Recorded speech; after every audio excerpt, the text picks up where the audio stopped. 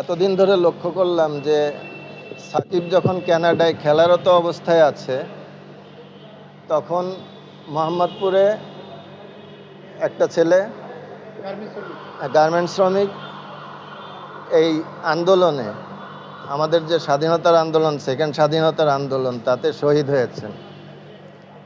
তার পিতা শোকার্ত পিতা সংক্ষুব্ধ হয়ে একটা মামলা করেছেন। সেই মামলায় অনেকের নামের সাথে ভুলবশত কিনা জানি না সাকিবের নাম এসেছে, কিন্তু সাকিব তখন কানাডায় খেলারত অবস্থায় আছে। তাহলে সাকিব তো আর জড়িত থাকলো না এর সাথে। এই জন্যেই আমি অনেক দিন অপেক্ষা করলাম, দেখি যে আমাদের মতো সাধারণ নাগরিকদের কেউ আসে না। তা আমি আজকে আসলাম, আপনাদের মাধ্যমে জানালাম। ওই শোকার্ত পিতাকে আমি অনুরোধ করব যে আপনি অন্তত সাকিবের নামটা প্রত্যাহার করেন। পৃথিবীর যারা চিনত না ক্রিকেটের কারণে চিনে। আর সাকিবের একটা খেলা আপনি দেখেন, গত ইংল্যান্ড ওয়ার্ল্ড কাপে ও যে খেলা খেলেছে, বাংলাদেশের আর কবে কে খেলবে আপনি একটু ভাবেন তো।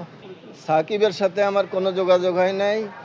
আমি যাদেরকে খেলা শিখিয়েছি ও তাদের কাছ থেকে খেলা শিখে বিকেএসপিতে ভর্তি হয়। আমি চাচ্ছি ওর নামটা প্রত্যাহার করা হোক, মামলা প্রত্যাহার করা হোক। আর চাচ্ছি যে মাশরাফি এবং সাকিবের সাথে অন্তত এই দল করার কারণে যেন কোনো রকম নেতিবাচক কোনো আচরণ কেউ না করে।